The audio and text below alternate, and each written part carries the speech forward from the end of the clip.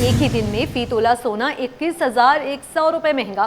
पहली बार फी तोला सोना 5,51,000 रुपए से भी तजावुज कर गया। फी तोला चांदी 271 रुपए इजाफे से पहली बार 11,911 रुपए बुलंद सतह पर पहुंच गई। मजीद जानते हैं ब्यूरो चीफ अशरफ खान से। जी अशरफ खान बताइएगा। जी देखा जाए आलमी मार्केट में जो देखा जा रहा है कि अमेरिका और ईरान के दरमियान बढ़ती हुई कशीदगी पर जो है सरमायाकार जो है सोने में महफूज सरमायाकारी कर रहे हैं, जिससे आलमी मार्केट में फी ऑन सोना जो है $211 तारीख में पहली बार महंगा हुआ है एक दिन में, और $5,293 फी ऑन की बुलंद तरीन सतह पे पहुंच गए। इस इजाफे का असर मुकामी सराफा बाजार में भी देखा गया है, जिस तारीख में पहली बार एक ही दिन में एक तोला जो 24 कैरेट का सोना है वो 21,100 रुपये महंगा हो गया। मुल्की तारीख में पहली बार 5,51,662 रुपये की बुलंद तरीन सतह कायम कर दी है। साथ ही जो 10 ग्राम सोना था 24 कैरेट का वो एक ही दिन में 18,090 रुपये पहली बार महंगा हुआ है एक दिन में, जो कि बढ़कर 4,72,961 रुपये की बुलंद तरीन सतह पे पहुंच गई है। साथ ही एक तोला चांदी जो है 271 रुपये महंगी होने के बाद 11,911 रुपये की बुलंद तरीन सतह पे पहुंच गई है। सराफा डीलर का कहना है कि इस वक्त सोने में तो खरीदार नहीं है, लेकिन चांदी की तलब बढ़ गई और चांदी भी अब मार्केट में नहीं मिल रही। जी अशरफ खान हमें अपडेट कर रहे थे, आपका शुक्रिया। कराची का mega project BRT red line का पहला मरहला जून 2026 में मुकम्मल होने की उम्मीद है। ताहम बीआरटी का मंसूबा 2027 में मुकम्मल होने का इम्कान है। सीनियर वजीर शर्जील इनाम मेमन ने दावा किया है रवां साल मार्च तक यूनिवर्सिटी रोड के ट्रैक को क्लियर कर दिया जाएगा। मज़ीद तफसीलात जानते हैं हमारे नुमाइंदे आजिज जमाली से, जो इस वक्त बीआरटी रेड लाइन पर मौजूद हैं। जी आजिज बताइएगा। जी देखिए, इस वक्त हम बीआरटी रेड लाइन के प्रोजेक्ट के पास मौजूद हैं।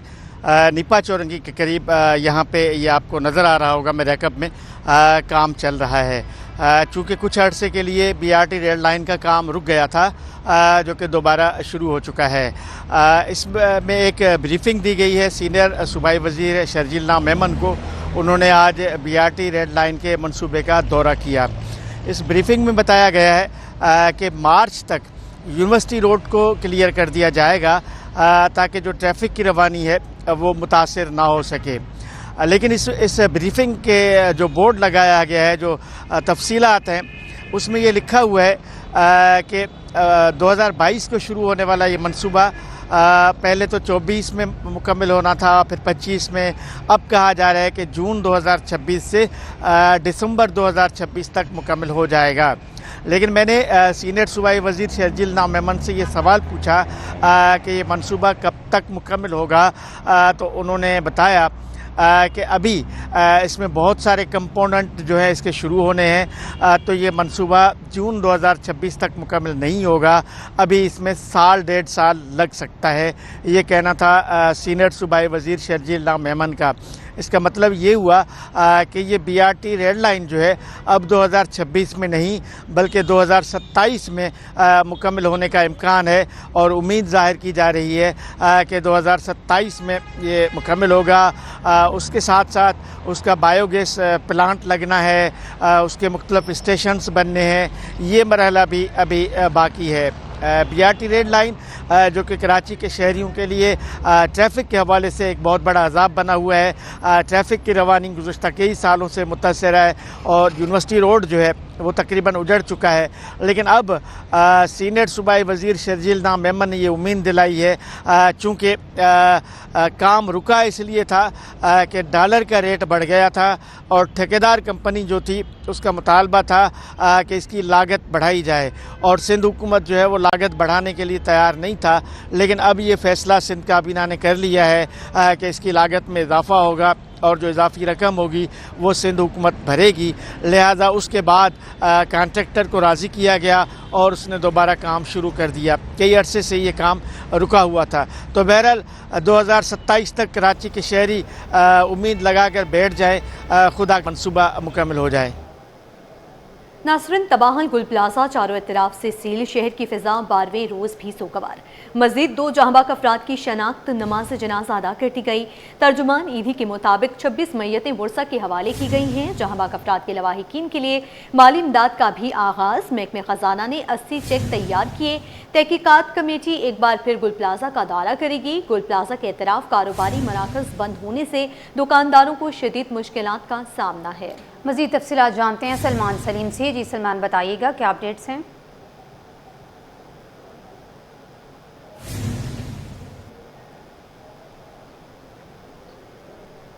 आपको अपडेट कर रहे थे। तबाहाल गुल प्लाजा चारों तरफ से सील कर दिया गया है। शहर की फ़िज़ा 92 रोज़ भी सोगवार है। मज़ीद 2 अफराद जाँबा की शनाख्त हो चुकी है। नमाज जनाजा अदा कर दी गई। तर्जुमान ईदी के मुताबिक 26 मैयतें वर्सा के हवाले की गई हैं। सलमान से दोबारा रब्ता बहाल हुआ है। जी सलमान, बताइएगा इस हवाले से क्या अपडेट्स हैं आपके पास? देखें, बिल्कुल डीएनए मैचिंग का सिलसिला जारी है। आज भी 2 ऐसे अफराद की जो बाक़ियात थी वो उनके घर वालों के हवाले की गई हैं। ताहम आज उनका नमाज जनाजा भी अदा किया गया है। एक ही ख़ानदान के 6 अफराद जो है वो जाँबाग हुए थे। 4 का पहले जनाजा हो चुका था, 2 का आज हुआ है।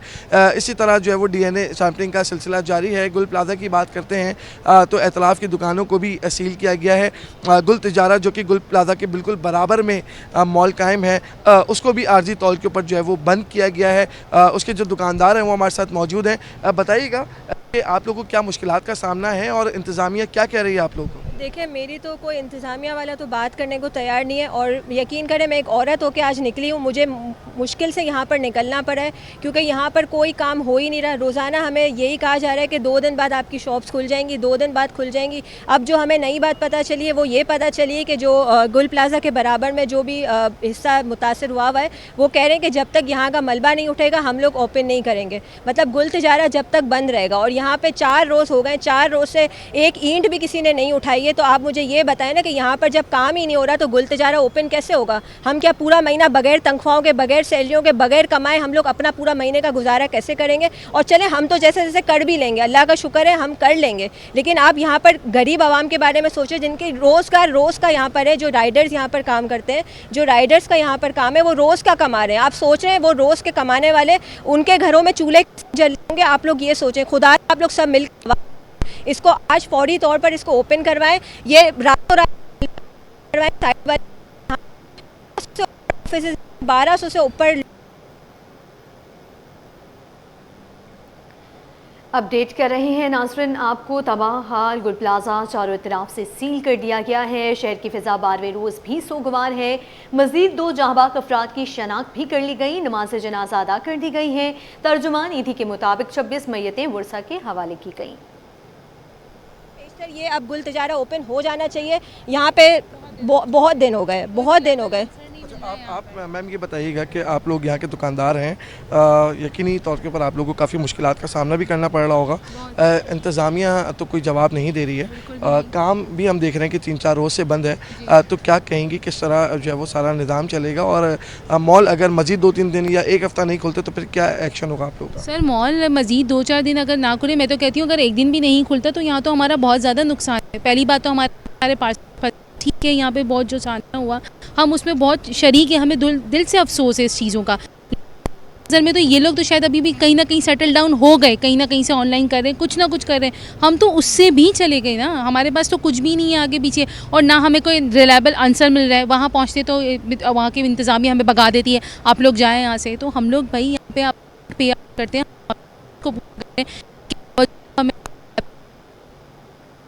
जी सलमान, आपका शुक्रिया अपडेट करने के लिए।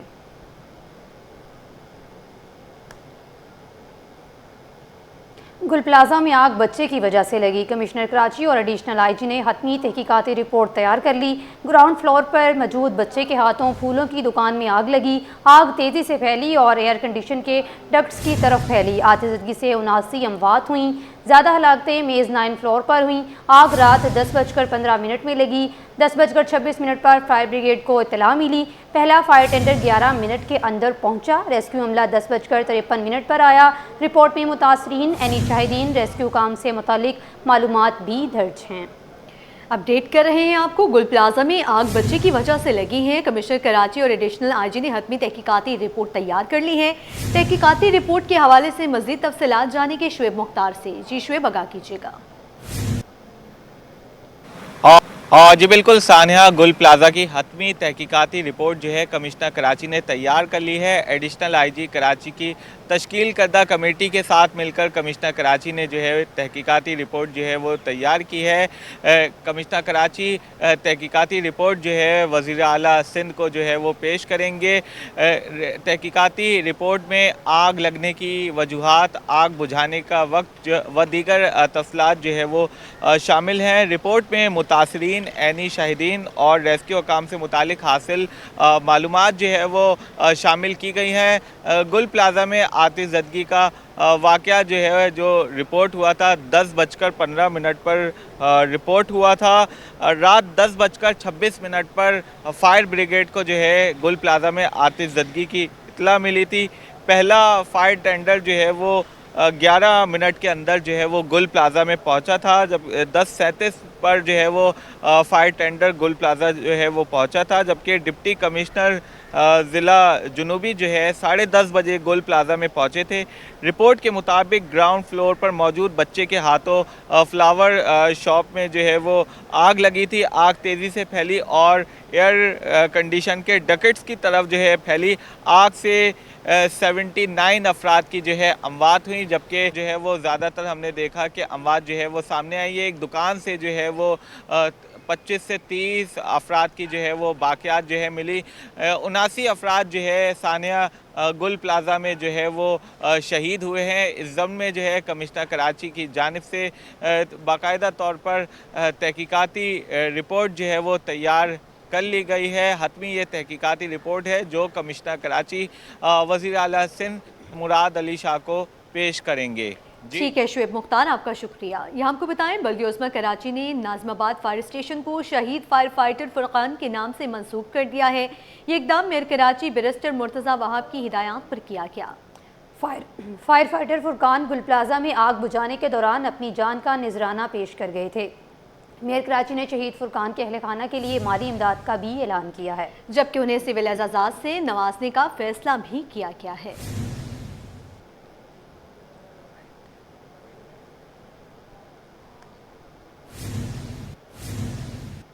कोरंगी सिंगर चौरंगी के करीब दिन दिहाड़े मुसल्लह डाकुओं ने पेट्रोल पंप के अकाउंटेंट से 33 लाख रुपए लूट लिए। वारदात का मुकदमा दर्ज कर लिया गया है, जबकि पुलिस ने तहकीकात शुरू कर दी हैं। हमारे नुमाइंदे मिराज अख्तर इस वक्त पेट्रोल पंप पर ही मौजूद हैं, उनसे तफसीलात जानते हैं। जी मिराज, बताइए। आज बिल्कुल शहर के मुख्तलिफ इलाकों में डकैती लूट मार की वारदातें तवातुर के साथ जारी हैं। IG के बदल जाने के बाद कोई तब्दीली नहीं आई, पुलिस चीफ के बदल जाने के बाद कोई तब्दीली नहीं आई। मैं इस वक्त मौजूद हूँ अवामी कानूनी थाने की हदूद सिंगर चौरंगी पर, जहाँ पर जो है एक पंप है, पेट्रोल पंप, उसके अकाउंटेंट को दिन दहाड़े लूट लिया गया। 6 से ज़ायद मुसल्लह अफराद जो कि 3 मोटरसाइकिलों पर सवार थे, वो उस वक्त उन्होंने जो है कैशियर को निशाना बनाया जब वो कैश की रकम बैंक में जमा कराने जा रहा था। मेरे साथ कैशियर मौजूद हैं, जो अकाउंटेंट हैं वो मौजूद हैं, आरिफ इनका नाम है, इनसे पूछेंगे क्या वाक़या हुआ था। डेली बेसिस पर हम कैश जमा करते हैं, बराबर में बैंक है। कल हस्बे रिवायत जो डेली रूटीन के मुताबिक हम कैश लेके जाते 33 लाख रुपए। यहाँ पे ट्रक था, जैसे ही हमने टर्निंग ली तो एक साहब ने चैम्बर खींच के मेरे ऊपर तान दिया और उनका गाली देकर मुझसे मेरा थैला छीन लिया जिसमें 33 लाख रुपए थे। बैकअप में हमारे मैनेजर साहब थे। जब उन्होंने शोर मचाया तो दूसरे आदमी ने चैम्बर खींच के उनकी तरफ फायर करने की कोशिश करी तो वो पीछे हट गए, फिर वो दोनों फरार हो गए। सर, जिसने मुझसे छीना वो फेयर कलर था और दाढ़ी थी लाइक पठान टाइप, और जो दूसरा था वो उर्दू स्पीक लग रहे थे जिन्होंने चैम्बर खींचा था। फिर दोनों दो बाइकों में बैठ गए, पीछे से तीसरी बाइक गई। जो ऐनी शाहिदीन ने सामने केबिन वाले और जो सिम बेचता है उसने बताया कि बाद में इन्होंने बाइक के हेलमेट पहन लिए थे। FIR आप लोगों ने कहाँ दर्ज कराई? FIR हमने अवामी थाने में दर्ज कराई है 54/2026। ठीक है। अकाउंटेंट आरिफ हमारे साथ मौजूद है, उन्होंने डिटेल के साथ बताया कि 6 अफराद थे जिन्होंने उनसे लूटमार की और बासानी 33 लाख रुपए लूट कर दिन दहाड़े वो फरार हो गए। वाक़े का मुकदमा अवामी कानूनी थाने में दर्ज करा दिया गया है, ताहम मुलजिमान की गिरफ्तारी अमल में नहीं आ सकी है। जी। आगे बढ़ते हुए आपको अपडेट करेंगे। सिटी कोर्ट में बच्चों से ज्यादती के मुताबिक मुकदमा ज़ेर समाअत। मुतासरा बच्चे का दफा 164 के तहत बयान रिकॉर्ड। मुतासरा बच्चे के मुताबिक वो 20 दिसंबर को काम पर जाने के लिए बस स्टॉप पर खड़ा था। मुलजिम इमरान मोटरसाइकिल पर आया, लिफ्ट की पेशकश की। मुलजिम गोदाम चौरंगी के रास्ते मलीर नदी के अंदर ले गया। मुलजिम ने गला दबाया और जान से मारने की धमकी भी दी। अदालत ने शनाख्त ट्रेड के बाद मुलजिम इमरान को अदालती रिमांड पर जेल भेज दिया था। मजीद इस हवाले से बताएंगे जवाद आसिफ। जी जवाद, बताइएगा क्या अपडेट्स हैं इस हवाले से आपके पास? जी बिल्कुल, मुतादिद बच्चों के साथ ज्यादती के मुकदमात हैं। कोरंगी सनती एरिया थाने में दर्ज मुकदमे में मुतासरा बच्चे ने जुडिशल मजिस्ट्रेट शर्की की अदालत में अपना 164 का बयान रिकॉर्ड करवा दिया है। मुतासरा बच्चे ने बयान दिया कि 20 दिसंबर 2025 को काम पर जाने के लिए बस स्टॉप पर खड़ा था कि मुलजिम इमरान अपनी मोटरसाइकिल पर आया और लिफ्ट देने की ऑफर की। फिर मुलजिम मुझे गोदाम चौरंगी के रास्ते मली नदी के अंदर ले गया और जिनसी ज्यादती का निशाना बनाया। ज्यादती का निशाना बनाने के बाद मुलजिम इमरान मुझे कोरंगी ड्राइविंग लाइसेंस ब्रांच के करीब फेंक कर फरार हो गया था। मुलजिम ने मेरा गला भी दबाया और धमकी भी दी कि अगर भागे तो छुरी मार दूंगा। याद रहे, अदालत ने मुलजिम इमरान को 24 जनवरी को शनाख्त ट्रेड के बाद अदालती रिमांड पर जेल भेज दिया था। जी जवाद हमें अपडेट कर रहे थे, हमारे साथ ही रहिएगा। नवाब ऑफ जूनागढ़ की फैमिली के हवाले से मुबैना तौर पर झूठी वीडियोस बनाने और किरदार कशी का मुकदमा दर्ज। इस्लामाबाद से गिरफ्तार होने वाले यूट्यूबर के जिस्मानी रिमांड में अदालत ने तौसीक कर दी है। मजीद तफसीलात बताएंगे जवाद आसिफ। जी जवाद, आगाह कीजिए। जी बिल्कुल, नवाब ऑफ जूनागढ़ फैमिली के खिलाफ मुबैना झूठी वीडियो बनाने का मुकदमा है। साइबर क्राइम ने मुलजिम मुदस्सिर खान को जुडिशल मजिस्ट्रेट जनूबी की अदालत में पेश किया। अदालत ने मुलजिम के जिस्मानी रिमांड में 2 रोज की तौसीक कर दी है। तफ्तीशी अफसर ने अदालत को बताया कि तफ्तीश के दौरान मालूम हुआ कि मुलजिम ने इस्लामाबाद के स्टूडियो में वीडियो रिकॉर्ड की थी। वीडियो बनाते वक्त शरीक मुलजिम सदाकत के साथ वो फोन पर किसी से हिदायत ले रहा था और मुलजिम के यूट्यूब चैनल को भी रिकवर करना है, जबकि अदम गिरफ्तार मुलजिमान को भी गिरफ्तार करना है, जिस पर अदालत ने उसका जिस्मानी रिमांड मंजूर कर लिया। मुलजिम के खिलाफ जूनागढ़ के साबिक नवाब की बेटी ने मुकदमा दर्ज करवाया था। याद रहे, मुलजिम को इस्लामाबाद से गिरफ्तार करके कराची लाया गया था और साइबर क्राइम एजेंसी ने मुलजिम के खिलाफ ये मुकदमा दर्ज किया था। ठीक है जवाद आसिफ, आपका शुक्रिया। दूसरी जानिब धोखाधड़ी, फ्रेब और धमकियां देने का मुकदमा।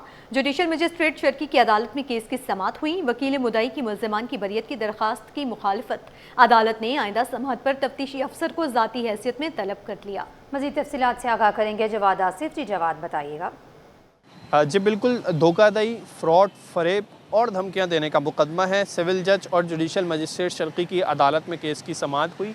समाअत के दौरान मुलजिम शाहरुख ज़मानत पर अदालत में पेश हुआ, जबकि शरीक मुलजिम जो शाहिद है वो अदालत में पेश नहीं हुआ। मुलजिम के वकील की जानिब से हाज़री से इस्तिस्ना की दरख्वास्त जमा करवाई गई, जिसे अदालत ने मंजूर कर लिया है। मुलजिमान की बरियत की दरख्वास्त पर सुनवाई हुई है। जो वकील मुद्दई हैं उन्होंने मुखालफत की है। उनका कहना था कि मुलजिमान जो हैं वो फ्रॉड में मुलव्वस हैं, उन्होंने धोखाधड़ी, चीटिंग किया है, ब्रीच ऑफ ट्रस्ट किया है, लिहाजा मुलजिमान को किसी भी सूरत इस मुकदमे से बरी नहीं किया जाए। अदालत ने मज़ीद समाअत जो है वो मुलतवी करते हुए आइंदा समाअत पर जो वकील मुलजिमान हैं उनसे भी बरियत की दरख्वास्त पर दलाइल तलब कर लिए हैं, जबकि अदालत ने SSP ईस्ट हेड क्वार्टर के ज़रिए आयो को भी लेटर जारी करते हुए उसे ज़ाती हैसियत में आइंदा समाअत पर तलब कर लिया है। मुलजिमान के खिलाफ ये मुकदमा थाना सऊदाबाद में दर्ज किया गया था। सिटी 21 की खबर पर एक्शन। नाज़माबाद नंबर 3 में 3 माह से बड़े मलबे को हटा दिया गया। मलबा हटाने के बाद हालात बेहतर, शहरी भी मुतमईन दिखाई दिए।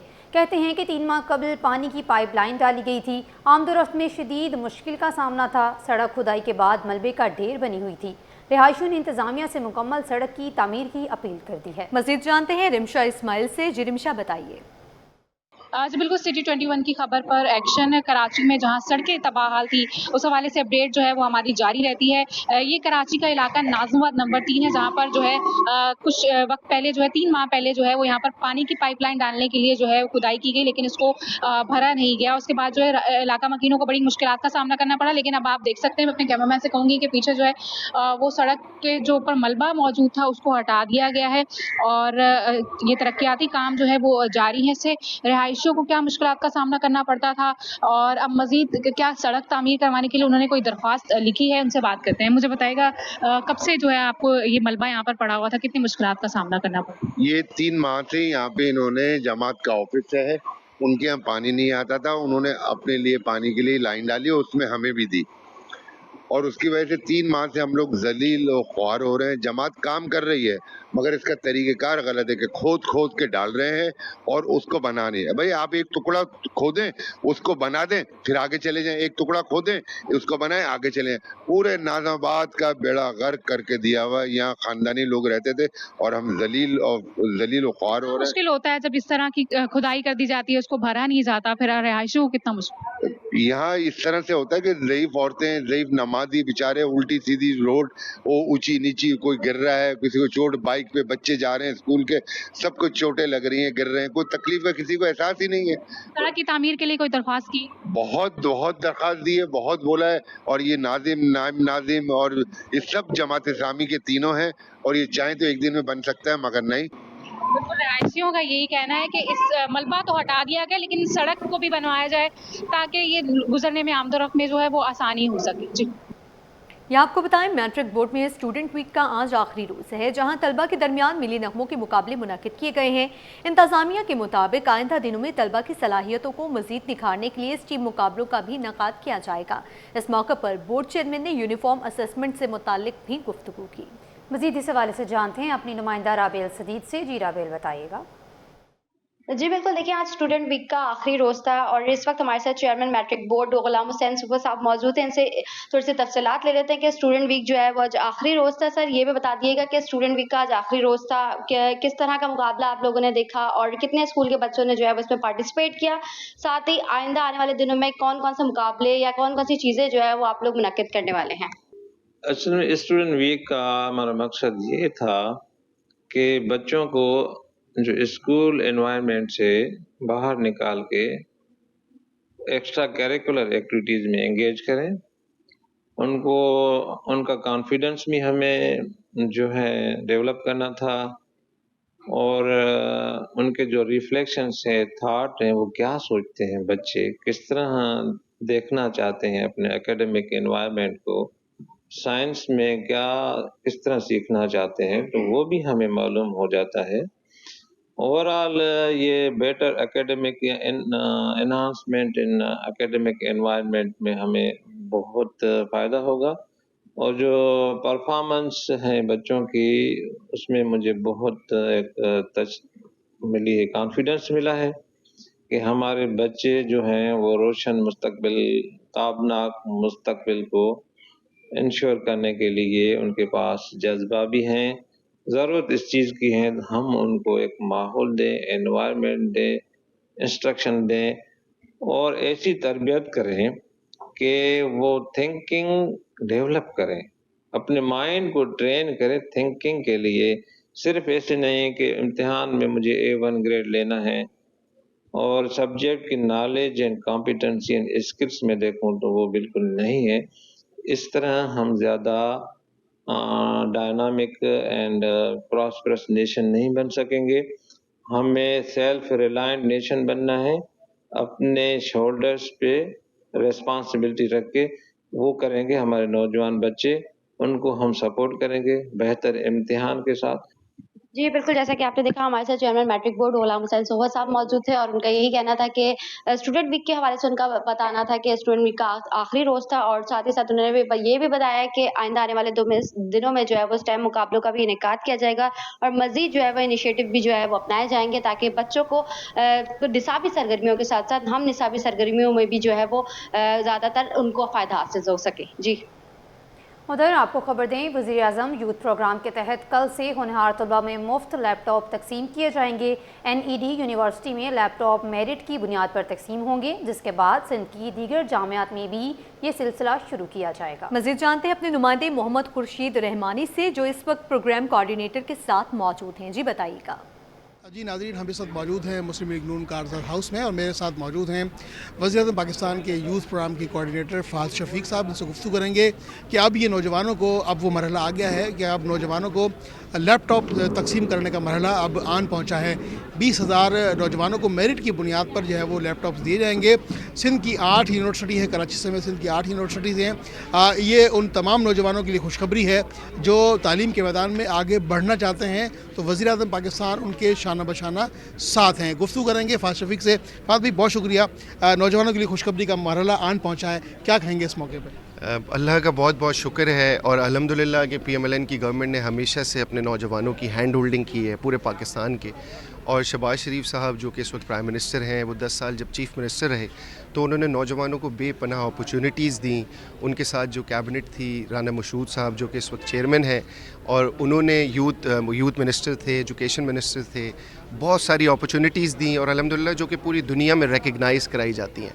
तो इसी तरीके से मुझे सिंध की ज़िम्मेदारी दी गई और हम दिन रात कोशिश करते रहते हैं कि हम अपने सिंध के बच्चों के लिए, नौजवान बच्चियों के लिए जो कि मायूस हैं, उनके लिए कोई ना कोई अपॉर्चुनिटी लेकर आएँ।